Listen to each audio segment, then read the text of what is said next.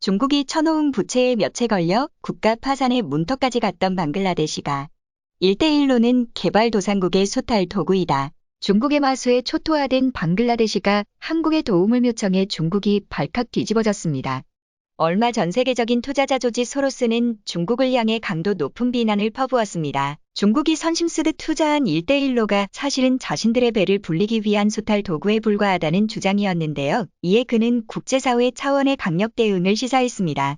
기회에 탈을 쓴 수탈 도구 1대1로를 더 이상 방관하지 않겠다는 경고였죠. 실제로 최근 중국은 1대1로를 명분으로 수많은 개발도상국들을 도탄에 빠뜨리고 있습니다. 경제성 없는 대규모 인프라 프로젝트를 마구잡이로 벌이는가 하면 무상원조민 척 접근했다가 대규모 차관을 지게 만들고 있는데요. 결국 상담소 국가들이 중국에 빌린 막대한 부채를 갚지 못해 국가 파산을 선언하고 있습니다. 그 대표적인 예가 스리랑카입니다. 스리랑카에 항만을 건설해줘 놓고 차관을 갚지 못하자 아예 항만을 차지해버린 것입니다. 그런가 하면 1대1로의 덫에 걸린 파키스탄은 최근 IMF의 구제금융을 신청할 정도로 경제난을 겪고 있습니다. 이런 가운데 최근 중국의 1대1로 마수에서 가까스로 벗어나 한국의 도움을 요청한 나라가 있습니다. 바로 방글라데시입니다. 중국의 감언이설에 속아 간슬게 닷대줄 뻔했던 방글라데시는 최근 한국의 지원과 협력으로 안정을 찾아가고 있는데요. 죽음의 문턱까지 갔던 방글라데시에는 과연 무슨 일이 있었던 건지 지금부터 자세히 알아보겠습니다. 그동안 중국에 휘둘리며 큰 소리를 내지 못했던 방글라데시가 확 달라졌습니다. 최근 중국의 왕이 외교부장이 방글라데시 외교장관에게 쿼드에 참여하면 대가를 치를 것이라며 노골적으로 경고하자 우리는 독립적인 주권국가이며 외교정책은 스스로 결정한다며 불쾌감을 드러냈습니다. 즉 더 이상 우리 일에 감나라 배나라 간섭하지 말라는 뜻이었는데요. 그러자 중국이 당혹감을 감추지 못했습니다.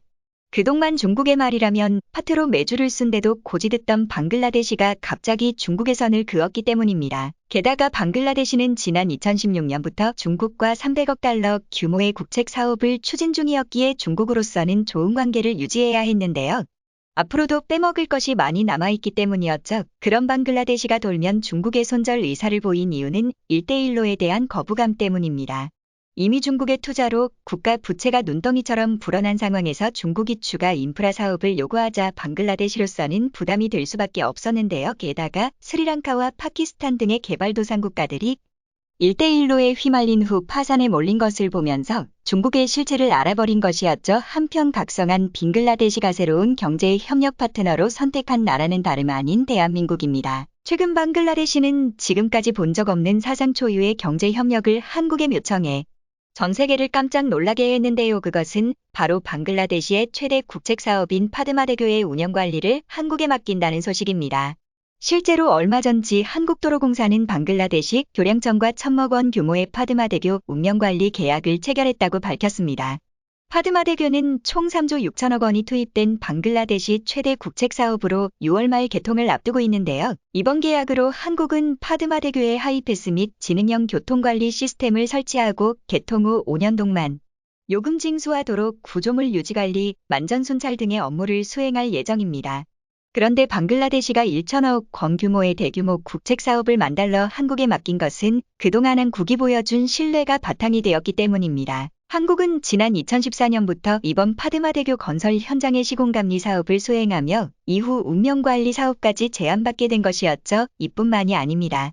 방글라데시는 파드마대교와 접속되는 M8 고속도로의 운영관리 사업도 한국이 맡아달라며 요청해 왔는데요. 다음 달 중 방글라데시 도로청과 최종 협상이 마무리되면 한국은 총 55km 구간에 대한 1,000억 원 규모의 추가 계약을 체결할 것으로 기대되고 있습니다. 그동안 인천공항공사와 한국공항공사 등이 해외 공항 건설과 운영에 뛰어든 사례는 있지만 국내 공기업이 해외 도로 운영을 따낸 건 민간에서는 SK가 터키의 유라시아 터널 운영에 참여하고 있기도 합니다. 그런데 한국이 방글라데시와 1천억 원 규모의 파드마대교 운영관리 계약을 체결했다는 소식에 충격을 넘어 분노에 휩싸인 나라가 있습니다. 바로 방글라데시를 통째로 먹으려고 했던 나라 중국입니다. 사실 중국은 드러내놓고 파드마대교의 문명 관리권을 탐내왔습니다. 파드마대교가 1대1로의 거점이라고 주장하며 방글라데시를 압박해왔던 건데요. 사실 파드마대교는 중국 건설사가 시공을 맡았던 사업입니다. 그 과정에서 사업비의 대부분을 중국이 지원한 것으로 알려져 있는데요. 이를 두고 중국은 마치 파드마대교 건설 사업이 처음부터 1대1로 일원으로 지어진 것이라고 우기고 있는 것입니다. 방글라데시로서는 황당하기 그지없는데요. 그저 중국 건설사에게 공사를 발주한 것뿐인데 자기들 멋대로 1대1로 프레임을 씌워놓고 심지어 운영관리까지 갖겠다며. 그런데 중국이 자금 지원을 미끼로 방글라데시를 복속시키려 한 일은 이번이 처음이 아닙니다. 인도 매체 더 이코노믹 타임스의 기사에서도 알 수 있듯 인도 매체는 10년 전 처음 제안된 소나디아 섬 개발 프로젝트를 중국이 건설하고 자금을 지원하기로 예정돼 있었다.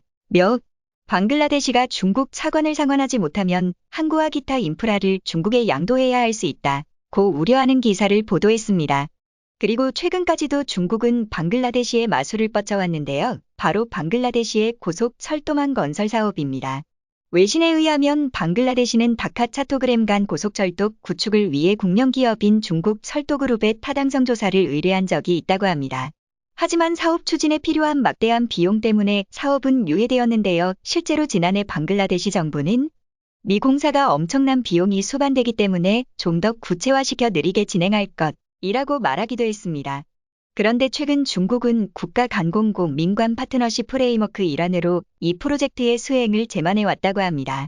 방글라데시가 이 프로젝트를 실행할 능력이 없다고 평가했는데 모집 중국만이 실행 가능성이 충분하다며 협력을 제만한 것인데요. 심지어 방글라데시 주재 중국 대사 리지밍은 만약 중국의 요청대로 중국이 이 철도망 건설에 참여한다면 중국이 대부분의 차관을 빌려주고 공사까지 전부 맡아서 하는 방향이 될 가능성이 높은 상황인데요. 이를 두고 전문가들은 과연 누구를 위한 건설 사업인지 모르겠다. 방글라데시는 얻는 것보다 잃는 것이 많을 것이라며 중국의 유감을 드러냈습니다. 영국의 파이낸셜 타임스 역시 우려를 표했습니다. 방글라데시에 대한 중국의 막대한 투자는 자신들의 영향력을 강화하려는 중국의 의도를 드러내는 명백한 증거라고 지적했습니다. 한편 방글라데시는 중국과의 단교를 선언한 후 한국의 손을 내밀었습니다. 1000억 원대 파드마대교 운영관리 협력을 계기로 한국과 다양한 경제 협력을 추진하고 싶다는 뜻을 전해온 것인데요. 특히 내년이면 한국과 방글라데시가 수교 50주년을 맞는 만큼 더욱 각별한 관계로 발전하길 바란다며 협력을 요청한 것입니다. 한강의 기적을 꿈꾸는 방글라데시가 가장 먼저 협력을 요청한 것은 원자력 분야입니다. 지난달 방글라데시 원자력위원회는 한국원자력연구원 관계자를 직접 초대해 연구개발 기술 협력을 요청했는데요. 앞서 한국원자력연구원은 방글라데시와 44억 원 규모의 계약을 체결하고 방글라데시 연구용 원자로 BTRR 개조 사업을 추진해 왔습니다. 이 사업은 가동한 지 35년이 지난 BTRR의 계측 제어 계통을 디지털 방식으로 전환하는 사업으로 우리연구원은 설계, 제작, 설치해서 시운전 교육 훈련까지 맡았는데요. 총 44억 원의 예산이 투입된 이번 사업으로 한국은 2009년 요르단 명구용 원자로 건설을 시작으로 6번째 명구용 원자로 기술 수출 실적을 달성하기도 했습니다. 이뿐만이 아닙니다. 이번 기술 지원을 계기로 한국은 향후 방글라데시가 추진하는 원전 사업 및 신규 연구로 건설 사업 수주 가능성을 높이고 있는데요. 실제로 세계 원자력 협회에 따르면 방글라데시는 원전 2기 건설을 검토 중인 것으로 알려져 있습니다. 그런가 하면 한국은 방글라데시와의 인프라 건설에 있어서도 지속적인 교류를 이어가고 있습니다. 최근 삼성물산은 방글라데시 다카 국제공항 확장 공사를 일본 기업과 공동으로 수주하는 성과를 거뒀는데요.